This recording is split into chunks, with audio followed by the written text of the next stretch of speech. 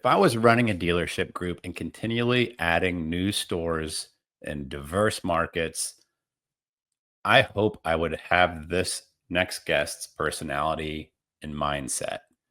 Listen to this conversation with my friend April Ancira. Yeah, so this isn't anything that you haven't already, this is just your experiences and has nothing to do with needing to prepare, which is cool. I don't think so. It's like when I've done conferences and stuff, I'll bring like some dealers up with me because they have like the actual credibility from the dealer side of the desk dealing with the issues. And I'm like, you don't have to prepare anything because you've been preparing for 22 years. Your whole life. Yes. Yeah. Yes. This is just you sharing with other dealers and people in the automotive arena what your experience has been like and how you guys have unlocked vehicle acquisition off the street so well, because it sounds like you guys are doing great. Yeah.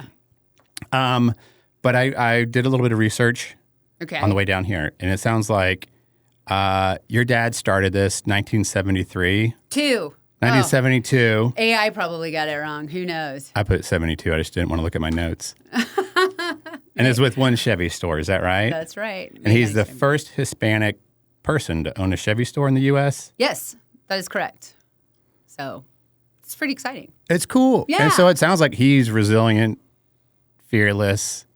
All of the above. Definite entrepreneur since day one. He went to St. Edward's in Austin, so close to you. That's where I went. You went there? Yeah. Oh, my God. You're alumni buddies. Totally. He did it in 3 years with 3 jobs. One of the jobs was a custodian. The other job was actually manning a lunch line. And the third job, I don't know if it counts or not as a job, but he would sing at piano bars. So that might be his third job. So that's kind of what he did and was out at 19. I think his SAT was something like 1580, 1590 back on the 1600 scale. I think we're back to that now. So he's smart, been with it his whole life. Then got a job with, I believe it's Gillette, followed by Kimberly-Clark. And then they wanted to send him to Sao Paulo to manage the South America marketing for Kimberly-Clark. And he was not excited about heading that way. He had, a kid here, one on the way. And really stopping through San Antonio, he found out that there was a store for sale. And in short, I mean, the story's really great, but there's only so much time in a podcast, but in short, he did the American dream, sell everything, working yourself to the ground, living in inefficiency, and pounding on the door of GM every day. He was the only one who got a buy-sell agreement with the trust that was running it at the time. He convinced the guy who was CFO who wanted to retire, not to retire and be his minority partner, so he had experience in the business. And so he kind of got everything lined up at the exact same time and got a loan that was just enough to carry him through, a few opening days to count the inventory and pay it off. And within 1 month, he went from 5th in San Antonio, I believe 4th or 5th Chevy store in San Antonio to the first top Chevy store in San Antonio. So it was crazy. It's one of those fantastic stories. And it sounds like he didn't know what he doesn't know. It's like, okay, yeah, I'm going to get started. Here's an interesting thing that he said.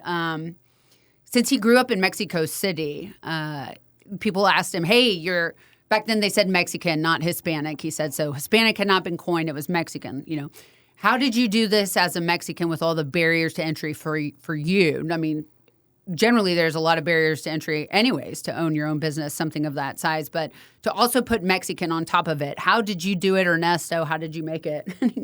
And his short answer was like, I didn't know I was Mexican.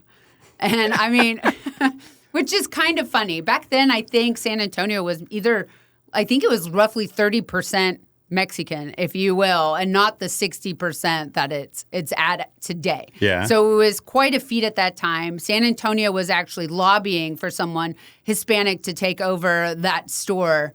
And so he had a lot of the population behind him as well, and many of the business leaders. But what he meant by I didn't know I was Mexican was he grew up in Mexico. So he did not see those barriers every day that if you grew up here, you might notice, might be keen to. You might be like, wait a second, this person, that's he's treating me poorly because of my race or where I'm from. If you grow up in Mexico, that's not happening to you if you're Mexican. And so the regular barriers that he had there, he came at them here just the same. They may have been barriers that were maybe racist in manner. There could have been, but he didn't recognize them that and just saw them as a barrier. And do I go over, around, or through, right? And so I kind of use that for myself when I came in as a female in a mostly male-dominated arena. So I'm like, well, I didn't know I was female. Well, I know I'm female, but, Yeah. Same idea. And so there was no like Minority Dealers Association or OEM springboard to help really get started. Not at that time. Now roll up your sleeves. Yeah, it was just roll up your sleeves and get it done. Back then there wasn't those types of initiatives for you. And here's the really cool thing is that his competitors were the first ones to come running to help. The Cavenders, the K-Legs, Pop Gun, people that are still exist now. Their families still exist in the business now. And those were the first guys to say, hey, what do you need? How can we help you? So, and now in that relationship, I'm great friends with Rick Cavender right now. So it sounds like your dad was able to like line up shoulder to shoulder with them pretty quickly, and they were eager to help. They were eager to help. Not to squash. It was right. It's interesting that the squashing was on the showroom floor, right? That's where you left the squashing to. All right, I'm going to outsell you. But when it came to helping one another, wrapping your arms around each other, when we all did better, our team did better, our employees did better, the city did better. We're all doing better together. So, And it seems like you guys still have that same attitude. We do. Versus cutting throats, it's, hey, we've got a deal that you guys can help fulfill. Right. For the most part. Now, there's exceptions to every rule, right? So we have the exceptions here, but I believe it's the 80-20 rule here. 80% of us can just chat like, hey, we're all getting together in September or October to do something called Dealers Aligned. Every $10 from an alignment goes to a charity that we all agreed to support. And so we've raised anywhere between $60,000 to over $100,000 for charities because we're all collectively agreeing to do one nonprofit together, Dealers Aligned. And so that one's really fun to do. But other times, if someone has a problem with something at a Cavender store, something at a gun store, somebody's store, I reach out to them and I say, hey, I found a customer who maybe needs your help. Could you please help them? And the majority of the time they absolutely do. And the customer is incredibly grateful and happy because I don't want people to think that, we're out there to take advantage of them. The old reputation that we had is not good. So as long as we're all treating our customers well, then it's not so scary to come in and buy a vehicle. So it's better for all of us. And it seems like a delicate line to walk down of because like so many stores that I work with and a lot of people that I didn't grow up in the car business. I grew up in like marketing is what I've always done. Yeah. And working on the platform side with like billboards and radio and Facebook. And now it's like I'm running a marketing thing. And a lot of people are like, why are you doing dealerships? I'm like, it's the purest form of capitalism, but at the same time, it's like, this is who employs the community. This is who sponsors the T-ball teams. This is who gives so much to charity. This is who builds people's careers. Yeah. And this is not what Tesla's doing. They're just here and it's just some agnostic stale brand where we've got the vibrancy of amazing manufacturers within our community that's staffing the community and servicing the vehicles and all the things, but it's just like all the philanthropic stuff that somewhat slides under the radar. And it's, my first reaction is like, okay, let's advertise that. And it's clear that dealers are like, that's not our ad. Right. That's not our ads. Like, that's just what we do as part of our community. Yeah. A PS, it sounds like you talked to our lobbying team because those are a lot of my talking points when I go to Austin. What's that? The fact, the amount of people that or TADA. Or TADA, TADA, NADA applies. How many people we employ in the state of Texas, how many board seats that we take that you can actually contact me on Facebook if something goes wrong. But if you were to contact somebody at Tesla. You're not getting Elon Musk to handle your problems, right? It's our business, so it's important to me to make sure somebody's taken care of, and I'm incredibly accessible on social media. So those, a lot of what you're saying are, in fact, our talking points when we're talking about protecting our franchise laws and why it benefits the customer. But yeah, I don't know. It's advertising. The philanthropic part is an interesting component. How do you advertise it without looking like you're beating your chest and standing out there?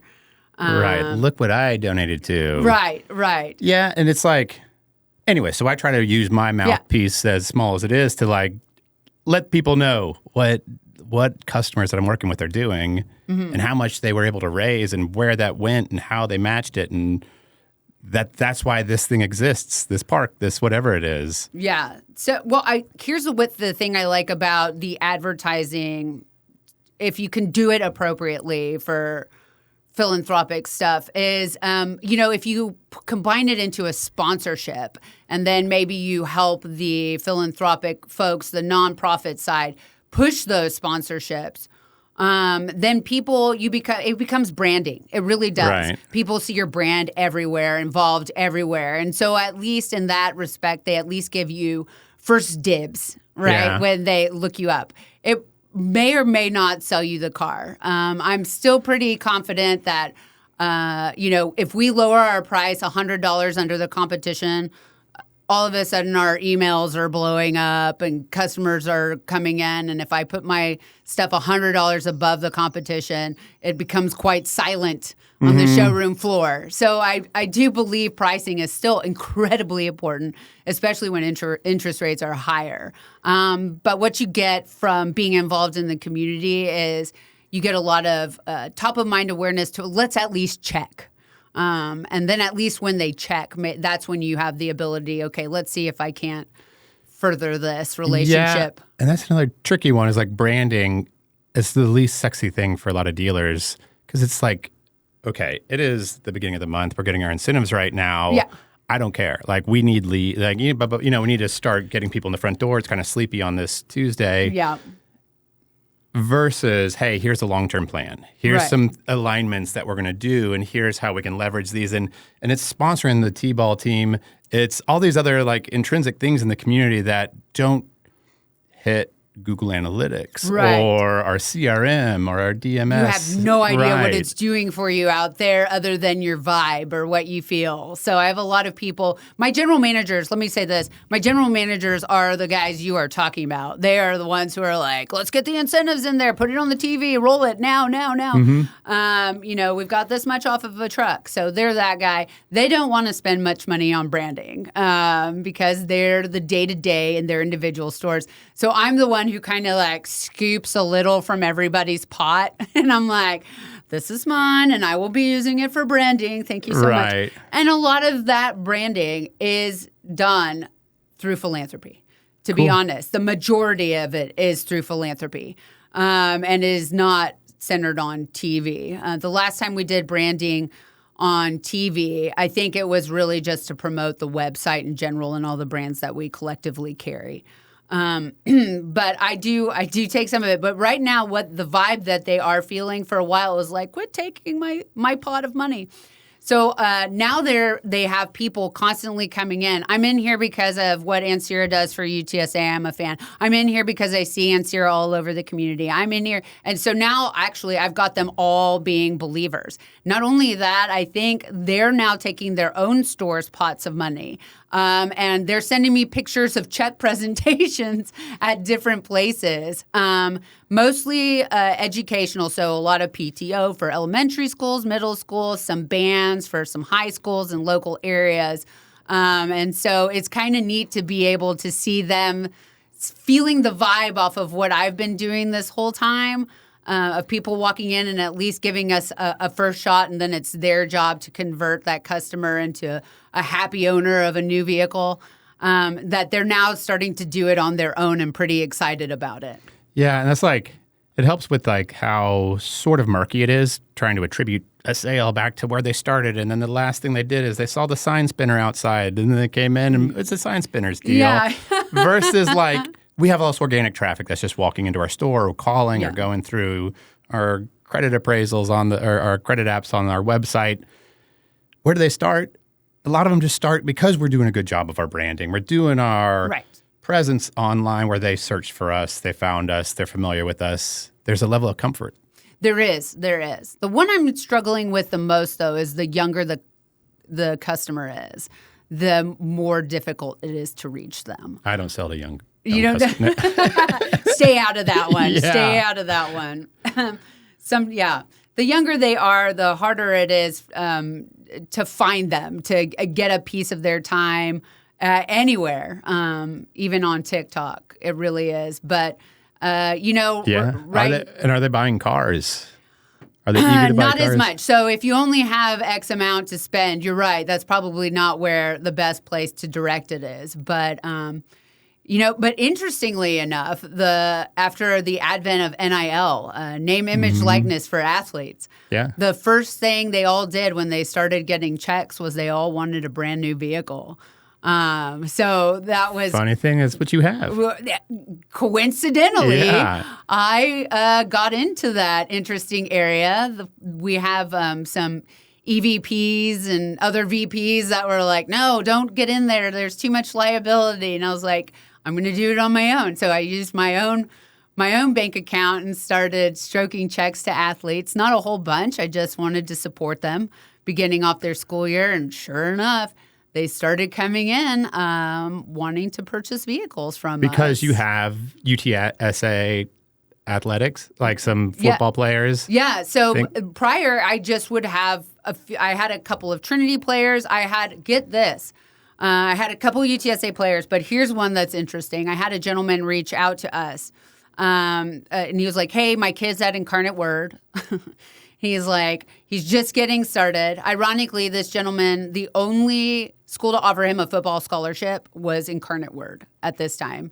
And so he was going there and had a heck of a first year. And I said, listen, I don't have a whole bunch of money right now. I gave him a small number, but I gave everyone the exact same number. Nobody was unique on year one. Everybody got the exact same number. It was a year-long contract. You need to post anything Ancira related for once a month for a year. You could retweet what I tweeted if you were that lazy or uncreative. Like, what a cool deal for a kid. That's it. Yeah. Actually, I'll tell you what it was. Can I get a minivan? Yeah. Well, no. It was just a cash amount. I decided I'm not going to tell you how much it was. Cool. It was a low cash amount, but I gave them up front for the whole year because in case they needed to buy a computer, shoes, whatever it was, I wanted them to have access to the money, which makes it kind of difficult to hold them accountable during the year, but that's okay. So this gentleman goes to Incarnate Word another year. Then he goes to Washington, and I do it again while he's in Washington, hoping he'll bring me some fleet deals. Who knows? Then I decide, okay, this might not be working out, and he goes to Miami. He's over there in Miami making some big bucks, right? Now he really doesn't need me at all, but I believe I was his first NIL deal. That guy was drafted number 1 this year. His name's Cam Ward. Oh, really? Can you believe that? Isn't that nuts? What a cool roll of the dice that paid off with a fun story, too. I know. Wild. He came into the store a couple of times. We took some photos. I have Cam Ward swag. He sent some stuff for my kids. You might have mentioned, is he from San Antonio? No, I think he's outside the Houston area. Okay. But because he went to Incarnate Word for a couple of years, and then I stayed with him even though he went to Washington. I mean, hey, I was like, what a wild roll of the dice. Like you said, who knew? Just because I wanted to help out, whatever. Do you feel like you have this sense of fearlessness, not even rolling the dice and be like, yeah, let's try it. Let's try this. Oh, this always. Is a calculated idea, but maybe not. Sure. Let's try this. Why can't I be the Savannah Bananas? Totally. That's a roll of the dice. I mean, so yeah, I do. Imagine you got this from your dad. Maybe. Yeah, I got a lot of it from my dad. Ironically, when I tried to roll the dice working for him in my 20s, he didn't let me roll it. Mm-hmm. He was like, I don't think so. Yeah, no, you're going to break that's things. Crazy. Yeah. Maybe not so much. But now allowed to do basically whatever. So Cool. and it's a lot of fun. And it seems like it's translating into growing your footprint with more rooftops. Yeah. Hopefully we do it with some intelligence, not too fast, not too erratic. It sounds like you're off to a good start, though. Like the stores in Eagle Pass, or the stores on Cuero Cuero. was one last year, and which was Partners, and now it's Ancira Partners. Another Rolodex. Yeah, hey, Yeah. Cuero, GMC. Let's keep moving. Yeah, GMC Chevy. And then the one we just finished in July is Patriot up in Killeen, and that's GMC Buick. And so we're starting to really dig these rural stores. Metro stores seem to be a race to the bottom. I know I've said that before just because, and I mean, it's great for the consumer. It's just competing on price. You're competing on price, man. Right. You are in a rural store too. I mean, or I wouldn't classify those areas as rural. Let's maybe somewhere between suburban. Kileen's and unique. I mean, all these ones It's in the not valley are metro. super unique. Yeah. So it's just you can do a lot more there based on relationship. That's for sure. If you take good care of them, if you know them, which happens often in those areas. And you got Fort Hood. That's its Right own there, monster. like 30,000 people in Fort Hood. Yeah.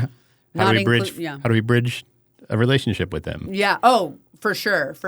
So we're working on that. We've got to start developing that pretty soon here. First, we're just getting Cool up and problem to running. solve. I know. Yeah, I love it. Some I love creative it. ideas. I love it.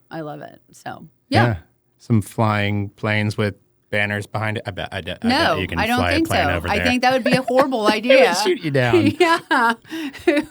Who's in the space that's not supposed to be occupied? Yeah. Yeah. Like, Is it that dealership again? I mean, maybe I'd get some attention for it. Some PR. You'd hit the news. Yeah, I don't know if it would be good news or bad news or is it like Sydney Sweeney's jeans that I'm putting this out there? I think that's good news I for know. her or for the jeans. Well, for the jeans are doing really well. Yeah, I want some Yeah. now. Yeah. Well, a lot of people do. I hear they're like, Who's American Eagle? yeah. I'm in.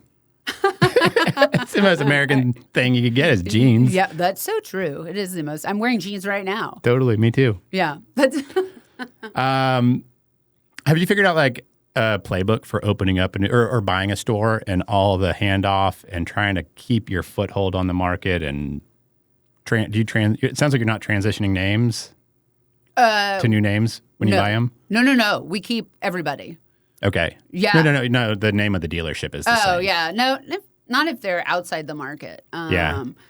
I mean, Patriot already has a decent customer base there. That's a good name. They're a family company, so we enjoyed that, and we liked the entire team that's there. Yeah. So we didn't make any adjustments on the team that's there now or management or anything. So once the dust settles, it's same DMS, same website provider, same whatever else goes into almost. it? There's probably a couple minor adjustments on, like if they're not with CDK and we have CDK, we need to move them to CDK. But as far as marketing's concerned, or any providers, we probably transition them to us depending on the contracts that they've signed previously and how long they have to write them out or not write them out or whatever was written. We usually end up adjusting those to whatever we are doing.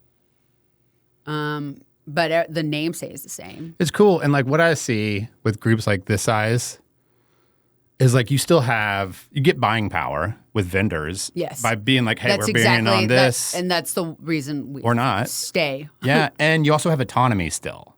You're not, I don't want to name names, but they're just stamping out cookie cutter ads for every market. It's the exact same. Your San Antonio store is going to get what your Cuero stores is going to get. With your, it's like everything just becomes these stale ads that don't have any personality. We're still small enough. So and you can make the choices. Right. I run up. We did the first ad to roll out in Killeen. My husband and I ran up there. Ironically, a lot of those folks are from San Antonio previously, so they already knew the Ancira brand that worked there. So that was pretty great. We've done a couple of Cuero ads, like the Cuero football team is the Gobblers. So we went out there onto the football field, and I believe we did a commercial for the Gobblers. with them. So that was fun. But, and then we have other general managers that do their own ads. Like I believe our Volkswagen general manager in Laredo does his own stuff. And then some of our San Antonio stuff reaches down to Eagle Pass. So we can keep that sort of familiar. So depending where they are, we do unique ads. None of them are cookie cutter.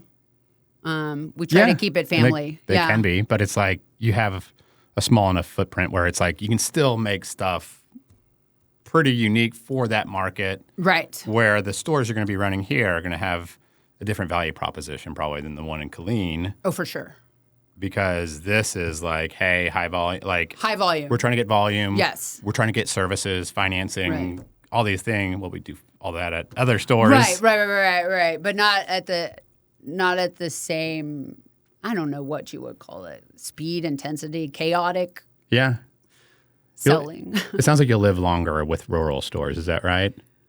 Live longer? Yeah. Is it less brain damage? Yes. When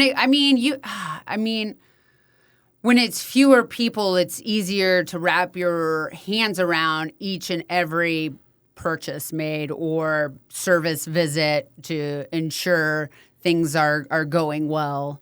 Adjustments can be made a lot easier instead of trying to turn the Titanic, right. which you feel like is what you were doing in San Antonio is, you're turning Titanic boats there, you maybe got a smaller yacht. Yeah. Which you can make your adjustments, take really good care of.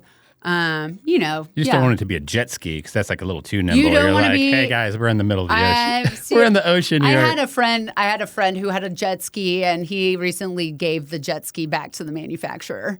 So because he was in the middle of an ocean. So yeah, poor buddy. It sounds like a fun purchase. Yeah, it is fun. It sounded good at the time. It was a Stellantis store.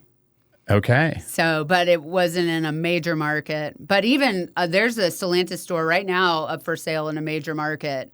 We were like, we're good, thank you. We work with a couple groups that have closed their Stellantis store. Yeah. Just didn't sell it. We have two. Both of them are in the black.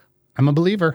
So, it's nice to also have a whole bunch, not all your eggs in one basket, right? Because we've had each manufacturer have their own downturns at different times. As long as they're all at different times, it's fine.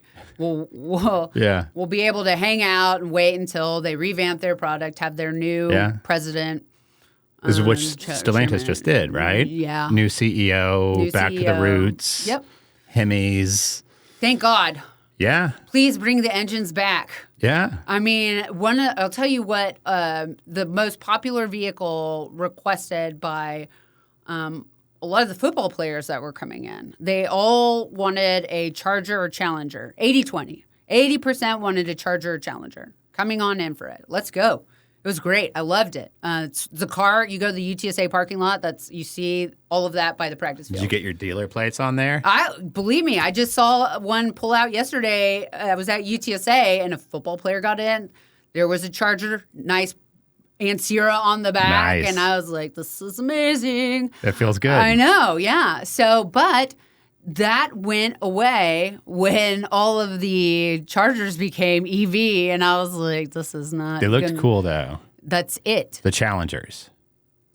And the Chargers. The Challengers were electric, too. Yeah. They looked cool.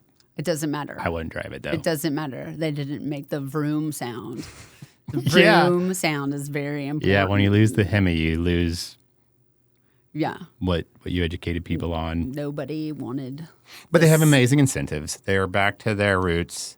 New CEO. Oh my gosh, I can't inventories. wait. Yeah.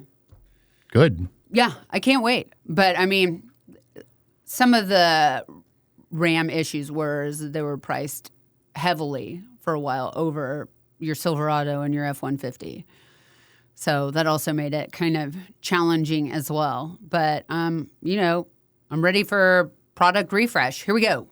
Yeah. With better engines. Let's go. I'm ready. Yeah. You guys figured it out. We're going to focus over here, but we'll pay attention. But we're not, we are still paying a lot of attention. We are always at the top in our in our area. For sure, number one in San Antonio all the time. That's the main goal. Maintain number one position in San Antonio. No pressure. Yeah, I know. It's so hard. Yeah. It is so hard. For sure. Like sweating bullets, extremely hard. So, yeah. There's a target. Mm-hmm. There's the target, and it's that one. Yeah. North Park, the North Park group seems to give us the biggest run for our money. So, God bless them. They know how to do business. They're good at it. Yeah. And it sounds like you have, personally, like a good outlet for unwinding from the dealerships. You've done What did you research? everything. No, I've watched your stand-up. Oh, my God. Yeah. It's great.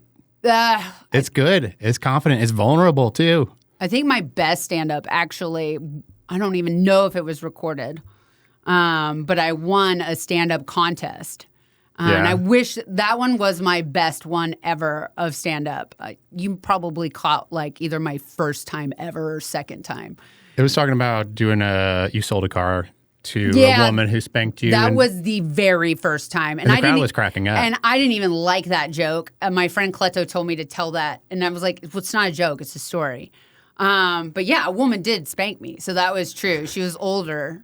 And she did slap me on the behind. Yeah. I got mad back at her. If you're born before, I did not spank her back. If you're born before 50, it's like, okay. Yeah. She's 70 or 80. I don't know. But yeah, stand-up was one of them. I love comedy. Same. I just did stand-up for my first time in November of last year. In Austin? Yeah. At Cap City Comedy Club. Oh, my word. That is a good place to go. Oh, my God. I didn't tell anybody. Yeah, until you just went. The night before I was going to put it on. I tried it in front of my wife. Mm-hmm. And she was laughing enough, and she gave me like some good pointers and feedback on punching stuff up and having more tags to a joke. And I'm like, this might be good. Right? I'm going to invite some more people. And so I like sent, and there was a sold out crowd, and a lot of people couldn't get in. It wasn't just for me. It was for like other kids who were doing this, other people who were doing this stand-up class. Yeah. That's so fun. Okay, and everybody applauded, and after you get your first laugh, it's super addictive, and you keep going, and now you're like just rolling. Yeah, and it's like I stopped writing, but I'm going to start again. Right? And if I lived closer to San Antonio, I'd like trick you into doing this with me, and we'd go do. Trick me into it? Okay. Yes. I'll trick me into tricking you to let's both do it again. Are you still doing it? No, I always say I'm not going to do it, and I've only done it with my friend Cleto, who's a comedian, right? He's a local comedian in San Antonio, and he's gotten me to do it 5 times. One of those times he just asked me to introduce him, and I was like, yeah, sure, I'll introduce you. But I turned the whole introduction into a bit. Yeah. Like, I couldn't help myself. I turned the whole introduction into a bit, which was fantastic. And I think my outlet outside of that is when I do speeches in general or Q&A. I throw comedy into it, and I'm like, I'm not doing stand-up, but I just peppered it in. Right, it just happens to be pretty funny. Yeah, into other arenas. I really do like it, but I shut down for a week before because I'm running the set in my head. Yeah. And my husband's like, this is garbage. You can't do this anymore because you don't talk to anybody for a whole week, and you just shut down because that's all I'm doing is just running the whole thing in my head. Yeah, I didn't realize until I did this class and like wrote how scripted it is. It's so scripted. Like when you watch a stand-up comedian, you're like, dude, this guy's just riffing and so funny. And, but it's not. But it is. And they probably practiced it a couple of times on other crowds. Oh, I practiced. Like I just did it on a camera a dozen times to figure out my pacing and stuff like that. And it's like it's like fake wrestling. It's like I know what's gonna happen. I know the outcome of all this. That's funny. I'd never practiced. Oh, really? Any of them. I didn't practice any of them. Oh, damn, you're good. So, if I tried to do it like legit, I would definitely probably have to practice. Okay. But it's funny. People are like, you're so funny. You should do stand-up. And it's not the same as conversing and saying something humorous. Tell me a joke. Totally. Absolutely not. I will not tell you a joke right now because you have to write it down. You have to like have it go, and there's like a formula kind of to it. And then if nobody laughs, you realize it and have to speed it up to the next joke really quick. So everybody thinks you weren't supposed to laugh. Yeah. I just had like a little list with like my notes on which little bits I was going to do. Then I like scratch them out as like nobody's laughing. Nobody. Hold on. Let me write down in the comments. No laughter. Okay, let's continue. I just hear my folks. mom in the very back laughing really hard. I'm like, all moms. Thanks, Mom. You know, my mom still films me on TV when I'm on. I'm on. She films her TV with you on it? Yes, I'm on commercials yearly, all the time. And I'm on morning shows all the time. And whenever she finds out, if I tell her, she films it and sends it to me every time. Just Mom, April, it sounds like both your parents are your biggest cheerleaders. They're cute. That's cool. They're cute. Yeah, they're fun. So are you trying to find ways to open up these lessons for your kids now? I don't even know what that means, except for like the grittiness and just I try. Courage. They don't want anything to do with me right now. 12 and 15, they don't want much to do with me. But I try. I did a whole bunch of Ironmans. I don't know. You probably saw. Maybe you saw that. Maybe you didn't. Yeah. Ironmans. No, I didn't. Oh, that sounded terrible. I don't know. The way I said it. Have you heard of an Ironman? Yeah. Okay. But it just came back out weird if you don't know what an Ironman is. I know I did an Ironman. It sounds like I'm running around hooking up with really muscly people. Yeah. Were you at Six Flags? Yeah. I'm not hooking up with an Ironman. Although you could call my husband that, right? Yeah. Ching. Bonus points. Bonus points. No, that was my real outlet for a really long time. Okay. Just hours on a bike, hours running, swimming. That's where So I brought them on that journey as much as I could. They never went to a race, but they saw a lot of training. You can tell them a lot of stories. Things went wrong every race. Yeah. How to get through those things. And I also, any pitfalls in my life, I tell them everything I do wrong. Or anything that went wrong, maybe social media where people are attacking me for something.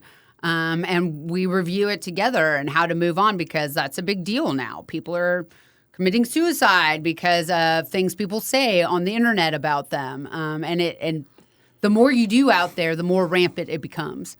So that's really hard to navigate. So I am trying to help them navigate their life through examples in my life. I don't think my daughter wants to hear it anymore. Yeah. Because she's 12. I started this jam with my kid about I just don't want to tell her what to do. I could kind of walk this. Okay, there's a difference between teasing and bullying. Yeah. And just kind of joking around. Right. It sounds like this one's kind of teasing, right? It doesn't feel good, but here's how you can push back. We don't need to get their parents and me involved. Yeah. And try to define things for her.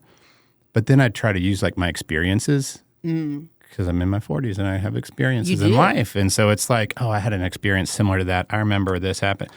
Now she's like, Daddy, stop saying experience. Because I've said it too many times. Yeah. So now I'm just jumping into the story. Yeah. And oh my God, I had something happen. I felt so terrible when that happened. How did you feel? Trying to. They just want you to, trying to be a little bit better than my parents were at walking me through things. It's so hard. It's so hard. It gets easier though, right? No, it gets harder. So here's one. This one's my dad parenting me. When I was at undergrad at Trinity, there was a group of obnoxious people, and I kept getting featured in their underground newspaper. I don't know why, but every other week or whatever, you'd find this paper at the bottom of all these bathroom stalls, whatever. So the university says, nope, not on our campus. We're going to throw you off if you keep doing that. So they went online. And then online, they had this list. There's about 5 of us. And they would have surveys every week. And this one survey that had me on it was, who do you think the biggest douchebag is right now? And it was George Bush at the time was on there. Myself, Great. My friend Liz, and then a couple of other people were on there. And I was mortified. I'm in college. This is horrible. I can't believe these people think this of me. And I was like, Dad, you'll never believe what's online. These people want to vote for me for biggest douchebag. And he was laughing hysterically. He goes, that's hysterical. And I was like, what do you mean? He's like, that's the dumbest thing ever. He goes, you should own it. You should just own that part of the thing, And I was like, I should own it. He's like, yeah, be that. Be whatever, take it away from them, right? Don't let them have the power. And I was like, okay, how am I going to do that? So I reached out to my friend Liz, and I was like, listen, why don't you and I start campaigning for biggest douchebag and see which one of us can win this thing? She's like, that's great. So we literally started campaigning buttons, emails, or whatever to win biggest douchebag. Yeah, we went all the way. I won. I don't know if that's good or bad, but I won. Biggest douchebag. Well, it sounds like you took the fangs out of the snake. I did, because after that, they never mentioned me again, ever. That was the last time. I wasn't any fun anymore. And I thought that was pretty awesome. It sounds like a formative experience to it's an experience. Be shepherded through by your dad, because it could be wildly painful too. Wildly painful, especially the younger you are, the more painful it is. So I try to share those moments with my kids, and boy, there is a lot of them. Maybe even though they pretend they don't want to listen, maybe I feel like somewhere in the back of their mind they're registering it, on how to deal with a situation like that.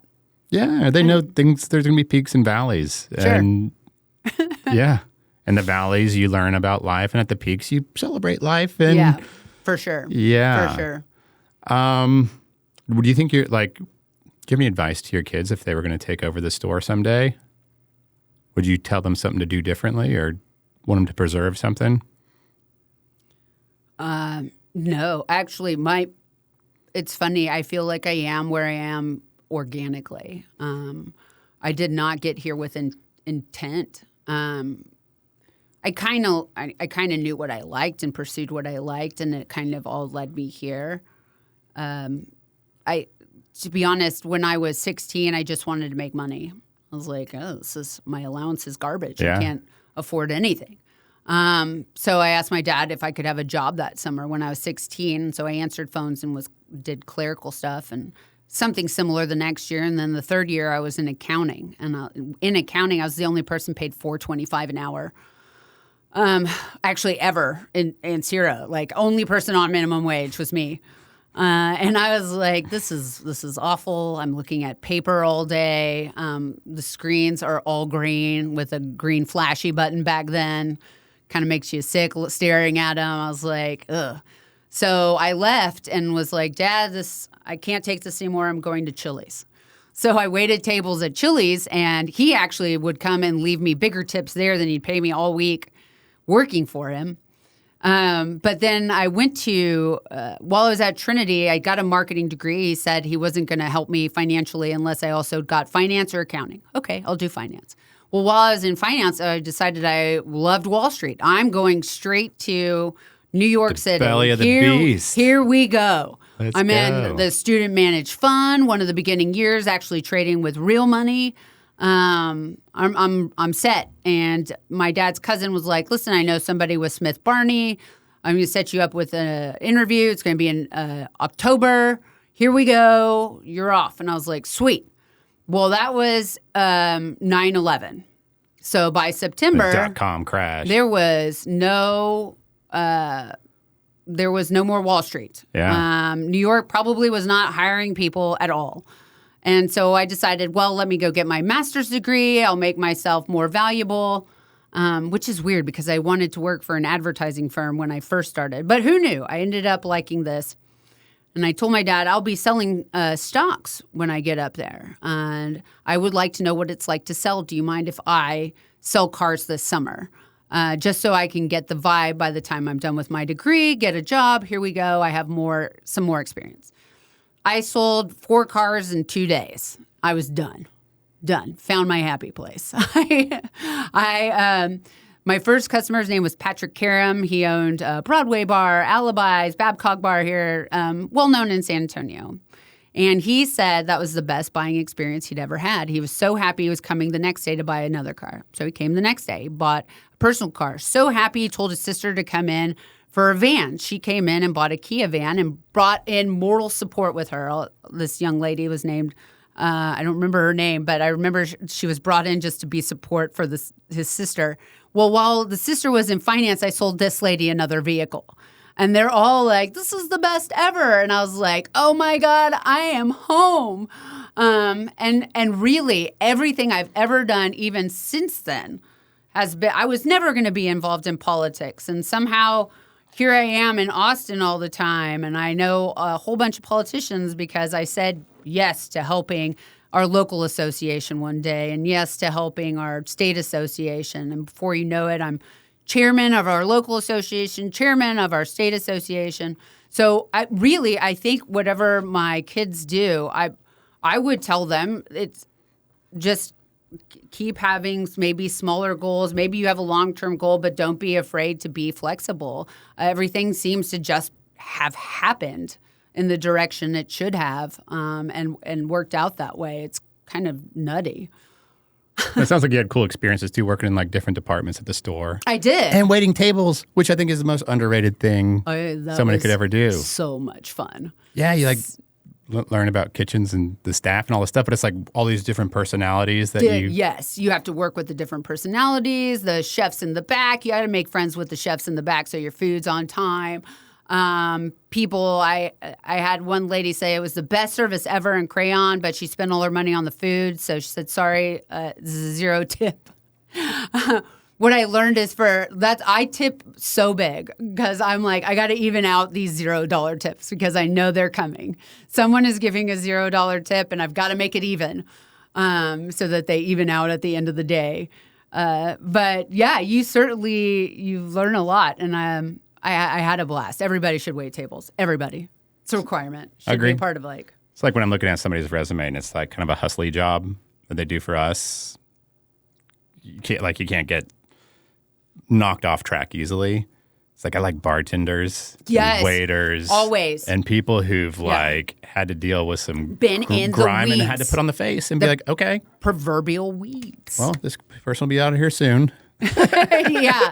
I had someone, I saw them get out a little plastic baggie and dump a piece of a chipped glass in their salad. And then he was like, when I came around the corner, he goes, ma'am, I have glass in my salad. I was like, of course you do. I saw you put it in there. And he was like, I'm going to talk to the manager. I was like, okay. So I went to go get the manager. By the time the manager came back, they both left. I was like, yeah. That's about right. We only lost a salad. Big deal. It was like a garden salad. But those things too, like those jobs, like the more mature, the older I'm getting, it's like I'm looking back. I'm like, what was I doing? Like I was a tour guide for a while between marketing jobs, where I just like drove across the country with a bunch of random Europeans. Yeah.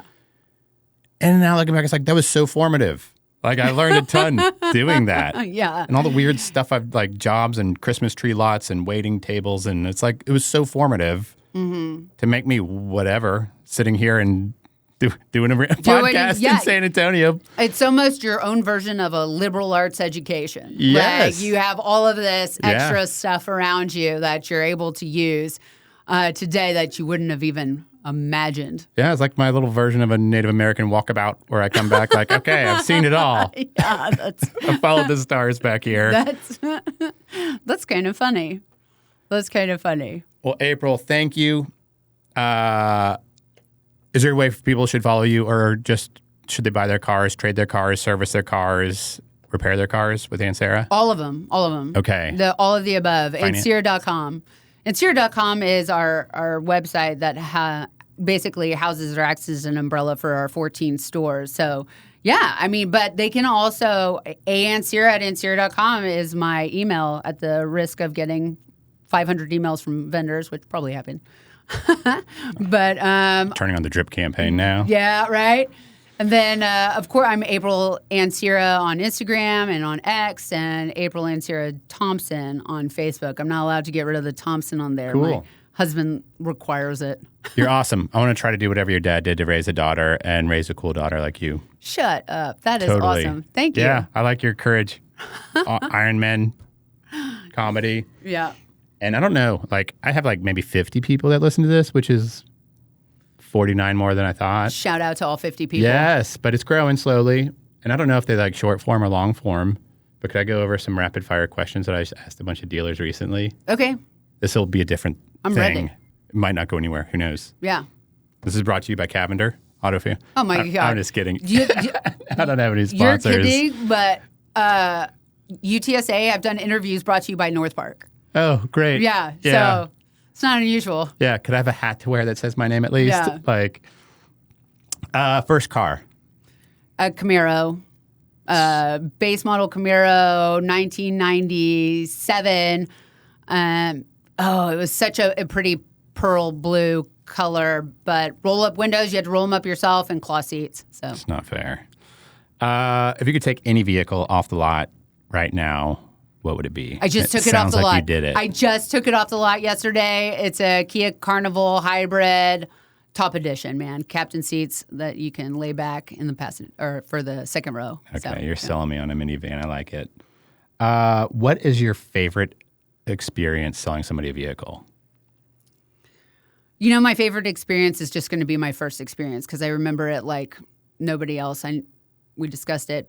He expected it to be a horrible experience buying. Came in. And you bought two back to back. He bought two back to back. Referred to sister who bought one, who had a friend that bought one. It's got to be the best. Did that help change the trajectory of your career? You think? 100%. I had no idea I would enjoy car sales so much, but having the ability to change someone's viewpoint about how good of an experience it can be. Is there a big mentor that you had besides your family? Besides your dad?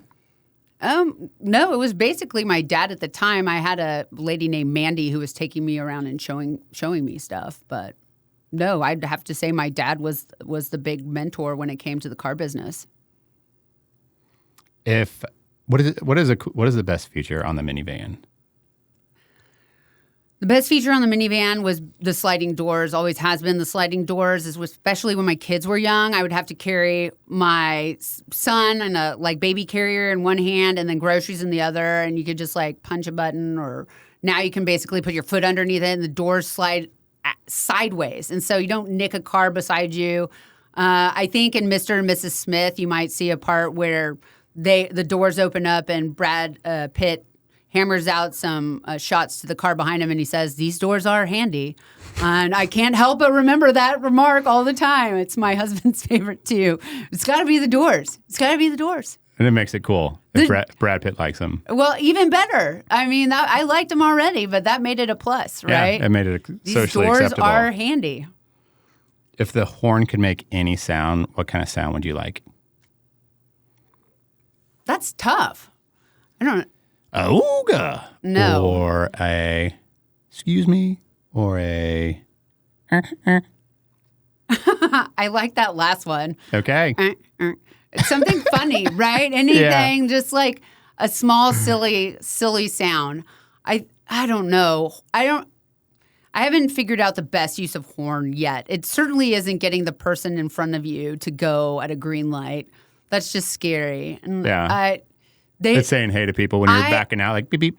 Yeah. I mean, something nicer, I don't know, would be better because it's so obnoxious that I overreact. I have a poor reaction. I have a freak out reaction. It's not very Texan to honk at people. It's not. And so if it was just like beep, beep, beep. Yeah. Something small, Here I am. Here I am. Don't hit me. But when it's loud, I've actually jerked my wheel, freaked out, and then you overcorrect, and then you have a problem. Now you're spinning out, and you hit the median twice. This has happened. I'm spiraling into an anxious day. Yeah, it was. It's another long story, but I had called in. Because my dog kept me up all night. This is back when I was selling and still in my school. Anyways, I called in because my dog kept me up all night, brand new dog, and I was like, "Mom, I can't make it in." The reason I was talking to my mom is because my boss called my mom and said to call me to get my butt to work because my dog kept me up all night. That's not an excuse anyone really uses. I used it. I said, "Listen, I'm too tired to drive anybody." I feel like I would be a poor driver if we go on a test drive. I shouldn't be driving. My dog kept me up all night. Nope, get to work. All right. So it's bright, sunny Sunday, and a guy comes into my lane, and I overcorrect to the left. And then my car spins out. It was a Jeep, by the way. And it was a Jeep. I have to mention this because I believe I'm still alive because it's Jeep. And it hit the median, landed on the right side, kept spinning, hit the median again, landed back up on all fours. The front of my car was gone. The right side of my car was gone. While I was looking up at the sky, all I could think of was my dad is going to kill me. I got back. I got out, went to the side of the road, and I called my parents and I was like, I told you I was too tired to go to work. The dog kept me up. So nobody's ever complained about that again. But yeah. Was it a Jeep Wrangler? It was actually a Grand Cherokee. And the whole inside was perfectly fine. Wow. The whole outside was ripped off, but it crunched appropriately. And the inside, you walked away fine. Yeah, almost perfectly fine. Funny enough, I was feeling myself to see if I had broken anything or what was going on. And some people came up to me and started screaming that I had blood everywhere. And I was like, oh, my God, no. And I started feeling around. And I had blood on my hands. And I was like, this is horrible. So we wipe it all down, whatever. And it turns out I broke my thumbnail down to right about here. And when I was touching myself to find out, I was wiping blood everywhere. So they were a little freaked out. But my dad picked me up. And when he picked me up, we went to work. Yeah. We did. All right. We went straight to work. I didn't work, but we went to work. But yeah, it's kind of crazy. What a way to get to work. You don't even need coffee. I know. When you get in a smashed car crash. My parents were out. They were like, we were out to go get a TV, but we're on our way to get you. And I was like, okay, good. Well, April, thank you. Thank you. This was a super big treat for me to be able to do this in person with somebody. I'm usually just like Zooming with people, and it's like, okay, and this is fun. Got to chat with a whole new group of friends, 50 new friends. Totally. Yeah. It could be more. I don't even know. Because we got this professionally done. And it could get distributed further. All right.